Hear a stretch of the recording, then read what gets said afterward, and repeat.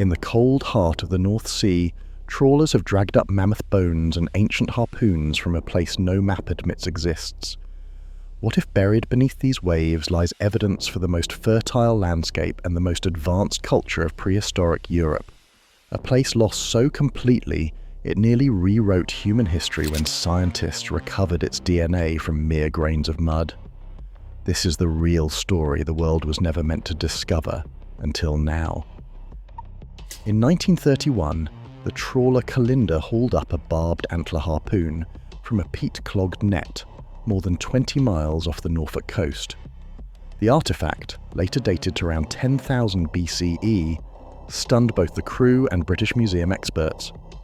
It was an unmistakably human-made weapon, crafted in the Maglemosian style, from a place where no dry land had existed for thousands of years. That single find turned a patch of anonymous seabed into the first confirmed trace of a lost world. But the Kalinda's discovery was only the beginning. Over the decades, North Sea fishermen have continued to pull up fragments of a vanished landscape. Mammoth tusks, lion bones, and reindeer antlers have surfaced alongside flint blades and bone tools. Each haul, logged in museum accession records rather than ship logs, built a picture of an ecosystem that once teemed with life. The remains of woolly rhinoceroses and wild horses, dredged from the Doggerbank, pointed to grassy plains stretching where only waves roll today. Trawlers working these shallow sandbanks, named for the Dutch doggerboats that fished them, turned up evidence from both the Ice Age and the Mesolithic, confirming that this was no isolated sandbar, but a broad, thriving continent. The scale of Doggerland began to emerge not from a single artifact, but from the steady accumulation of finds. Geologists and marine surveyors seeking answers beneath the silt turned to sonar and seismic mapping. Their instruments traced the ghostly outlines of ancient river valleys and lake beds hidden beneath the North Sea. The Paleo Yare, a submerged channel larger than many modern rivers, wound its way across what is now open water. These maps revealed a landscape of lagoons, marshes, and uplands, an environment capable of supporting both megafauna and human communities. The surveys made the rivers and valleys come alive. Doggerland once covered nearly 43,000 square kilometers, an area twice the size of New Jersey. Its rivers and wetlands connected Britain to the continent, forming a bridge for animals and people alike. Yet, for all the evidence dragged up by nets and mapped by sonar, the heart of this lost world remained out of reach. The artifacts and bones told only fragments of the story, hinting at a continent whose full reality was buried deep beneath the shifting seabed, waiting for new methods to uncover its secrets. Research vessels anchor over the shallow ridges of the North Sea, their decks crowded with winches and steel drums. Teams in bright waterproofs lower vibrocorers, heavy metal tubes designed to punch through meters of silt and sand into the seabed.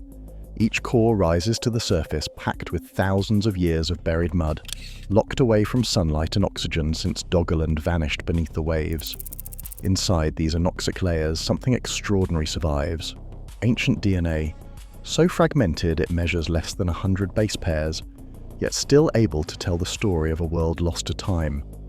Once aboard, the cores are sealed and rushed to laboratories where every step is designed to fight contamination. Technicians in full-body suits work in positive pressure cleanrooms, scrubbing every instrument with bleach and blasting surfaces with ultraviolet light. Even a single stray skin cell could drown out the signal of the past. Slices of sediment are carved out and flash frozen, preserving the most fragile molecules before they can decay any further. Clean rooms are the front line in this race against contamination. Extraction begins by grinding the mud to powder and mixing it with chemicals that coax DNA fragments from the mineral grains. Unlike the long strands found in living cells, Doggerland's genetic traces are shattered by time and pressure. Scientists use single-stranded extraction, a method that captures even the tiniest, most damaged pieces, sometimes just 30 or 40 base pairs long. Specialized enzymes remove inhibitors like humic acids, common in ancient peats, that would otherwise block the process. The resulting solution is a cloudy soup of genetic dust, carrying the signatures of vanished forests and extinct animals. Library preparation follows, attaching unique molecular barcodes to every fragment, then feeding millions of these tagged pieces into Illumina sequencing machines.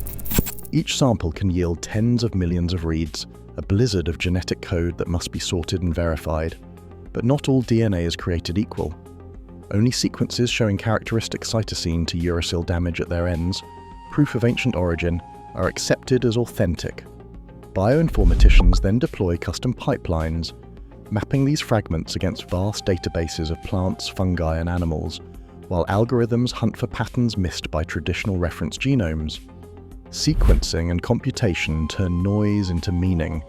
What emerges is not a single fossil or artifact, but a molecular census of an entire ecosystem. Every core becomes a time capsule, revealing what once grew, grazed, and hunted across the now drowned plains. For the first time, researchers can reconstruct Doggerland's vanished world not from scattered bones, but from the invisible record hidden in the mud. This is archaeology at the molecular level, where the deepest secrets of the past are written not in stone, but in strands of ancient DNA. At the heart of Doggerland, the evidence from brown bank cores tells a story unlike anything in textbooks.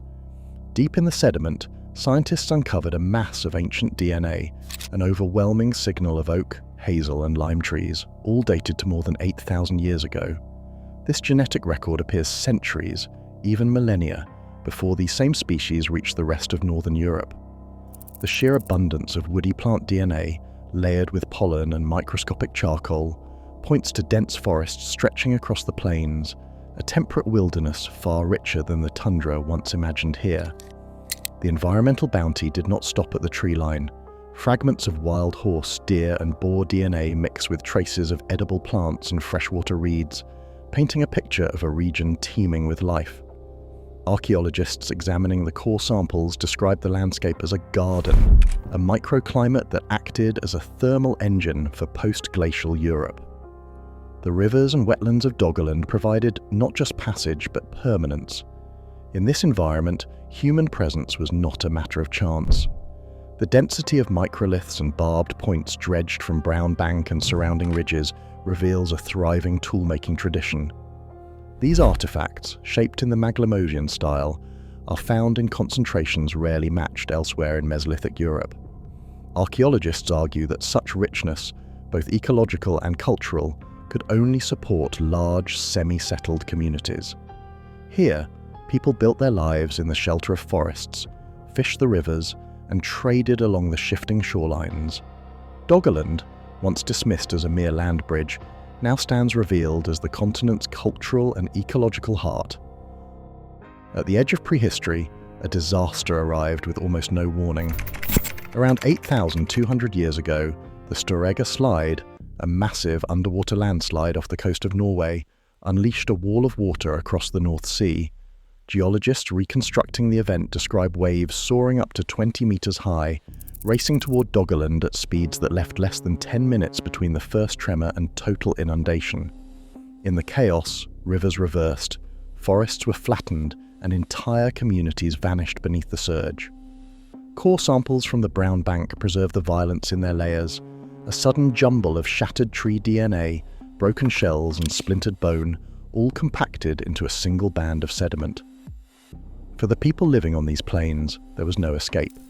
The tsunami erased settlements, reshaped coastlines, and turned a thriving heartland into open sea within hours. Yet the story did not end with the flood. As the waters receded, survivors fled to higher ground, some reaching what is now Britain, others moving to the continental coasts. Modern geneticists searching for traces of these lost populations find echoes of their legacy in living people. The Western hunter-gatherer ancestry, a genetic signal carried by the Mesolithic peoples of Doggerland, persists most strongly in the far north. Today, up to 30% of the DNA in Orcadian Islanders can be traced to these ancient foragers, their lineage surviving long after their homeland disappeared. Even as the land itself was wiped from the map, its people endured, not in monuments or ruins, but in the genetic code of their descendants. Doggerland's vanished world warns us. Land can disappear, cultures can drown, and nothing about our coastlines is permanent. As sea levels climb faster than at any point in 6,000 years, the next lost world may be our own. What we choose to remember could shape what endures.